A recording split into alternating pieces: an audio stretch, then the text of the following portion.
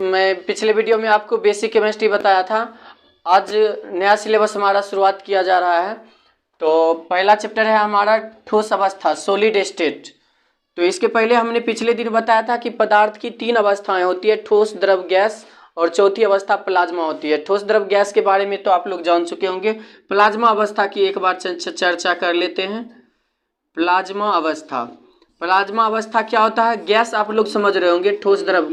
कल पिछले दिन हम बताए थे solid, liquid and gas, solid, liquid and gas. तो गैस की जो अवस्था होती है, गैसीय अवस्था को और भी अधिक गैसीय अवस्था में गर्म करने पर वह इलेक्ट्रॉन, प्रोटॉन और न्यूट्रॉन, इलेक्ट्रॉन, प्रोटॉन और न्यूट्रॉन के कणों में विभक्त होती है। उसी अवस्था को बोलते हैं प्लाज्मा अवस्था। वह एक उस रूप का एक गैस बना लेती है, उसी को क्या बोलते हैं? पदार्थ की चौथी अवस्था बोलते हैं प्लाज्मा अवस्था। चलिए बात करते हैं ठोस अवस्था की। ठोस अवस्थाएं के गुणधर्म, ठोस समझ गए आप लोग। अब समझते हैं ठोस अवस्था के गुणधर्म। यहां से हमारा अध्याय शुरू होता है, सिलेबस पार्ट 1। ठोस अवस्था के गुणधर्म, इसका आकार एवं आयतन दोनों निश्चित होता है। जैसे हम बात करते हैं यहाँ पर ठोस की उदाहरण लेते हैं। ये हमारा ठोस रहा, ये देखिए यहाँ पर ये हम बना रहे हैं एक ठोस की संरचना। ये हो गया हमारा क्या? ठोस हो गया, ठीक है। तो इस ठोस की हम बात कर रहे हैं यहाँ पर, ये देख रहे हैं यहाँ पर ठोस। ठोस के गुणधर्म, इसका आकार एवं आयतन निश्चित होता है। ये क्या है? एक ठोस है, इसका आकार क्या है? निश्चित है। अब यहाँ पर देख रहे हैं ठोस के, अब ये जो कण है, अवयवी कण एक दूसरे से सटे होते हैं, मिले हुए होते हैं। ठोस का आकार और आयतन क्या होता है? इसका आकार देख रहे हैं, ये क्या है? निश्चित है। और इसकी आकृति भी क्या है? निश्चित है। इसको हम जहां भी रखेंगे तो इतना ही रहेगा, क्योंकि इसका कण जो है ना एक दूसरे से जुड़ा हुआ है, चिपका हुआ है, समझ रहे हैं। और यहाँ पर ये देख रहे हैं कण इसका अलग अलग है। इसका मतलब है कि इस ठोस को हम अगर कहीं रखेंगे तो वह फैल सकता है, जितना भी फैला सकते हैं। और ये तो और अधिक फैल सकता है यहाँ लिमिटेड में। अर्थात इसको हम बोल सकते हैं सॉलिड, इसको बोल सकते हैं लिक्विड, और इस टाइप के पदार्थ को हम बोल सकते हैं गैस। ठोस जो होंगे उसका आकार क्या होगा? निश्चित होगा, और आयतन भी क्या होगा? निश्चित होगा। चलिए, इनमें अंतराण्विक स्थान कम होते हैं। ये जो ठोस आपको दिख रहा है, इसका स्पेस दिख रहा है, इसमें स्पेस, कण जो है, एक कण दूसरे कण से इस प्रकार से जुड़ा हुआ है, इसी को हम बोलेंगे सॉलिड। इसी को क्या बोलेंगे? ठोस अवस्था इसी को कहेंगे। कण एक दूसरे से जुड़ा हुआ है। लेकिन लिक्विड में क्या है? कण दूर दूर है। और गैस में क्या है? और भी कण क्या है? बिल्कुल दूर दूर है। तो इसी अवस्था को हम ठोस अवस्था कहेंगे। इसका अंतराण्विक स्थान इसमें कम होते हैं, ठीक है। इसमें आकर्षण बल पाया जाता है, ये भी लिख सकते हैं अगला पॉइंट। इसमें आकर्षण का गुण होता है, आकर्षण का गुण पाया जाता है।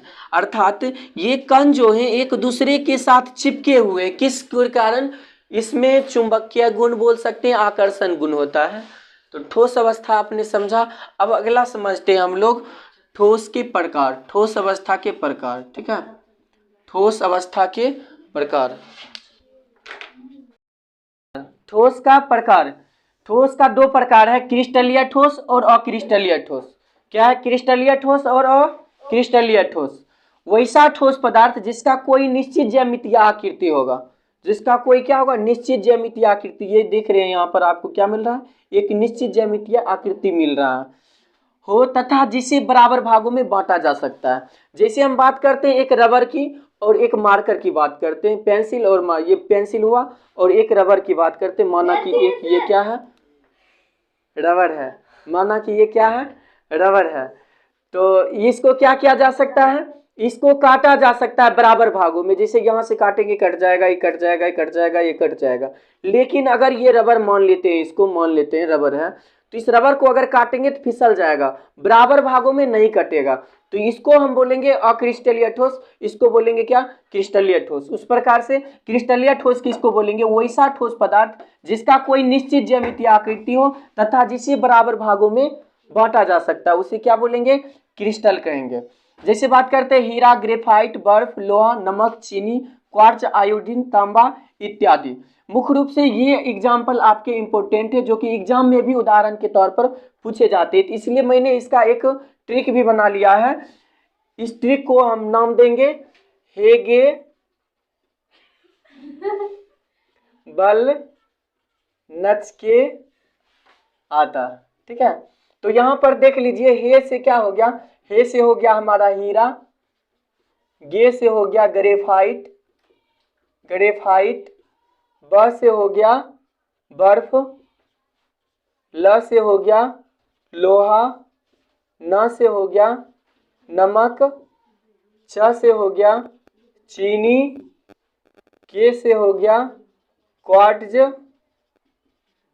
क्वार्ट्ज, उसके बाद आता, आ से हो गया आयोडीन, आ से हो गया आयोडीन, और लास्ट है हमारा ता से क्या हो गया, तांबा, ता से क्या हो गया, तांबा। याद रहेगा सबको, हेगे बल नच के आता, मतलब कहने का मतलब है कि कोई लड़की को कोई लड़का क्या बोल रहा है कि हेगे बल नच के आता है, मतलब नाचने के बाद क्या आता है, बल। तो शॉर्ट में इसको याद रखना, हेगे बल नच के आता। अगला देखते हैं, हमारा है अक्रिस्टलीय ठोस। लिखते हैं, अगला क्वेश्चन यहाँ पर बच गया हमारा अक्रिस्टलीय ठोस। अक्रिस्टलीय ठोस किसे कहेंगे?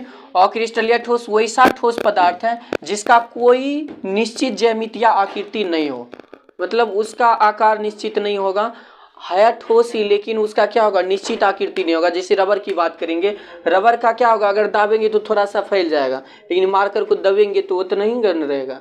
तो मतलब समझ गए, और क्रिस्टलीय ठोस बोलेंगे जैसे कि क्या हो गया हमारा यहाँ पर, कांच हो गया, प्लास्टिक हो गया, रबर हो गया, बहुलक हो गया, क्वार्ट्ज ग्लास, ये सब है अभी ठोस, लेकिन क्या है कि इसका आकार हम बढ़ा सकते हैं और इसको घटा भी सकते हैं आकार को, तो इसको हम बोलेंगे अक्रिस्टलीय ठोस। इसको काटेंगे तो बराबर भागों में यह नहीं बटेगा।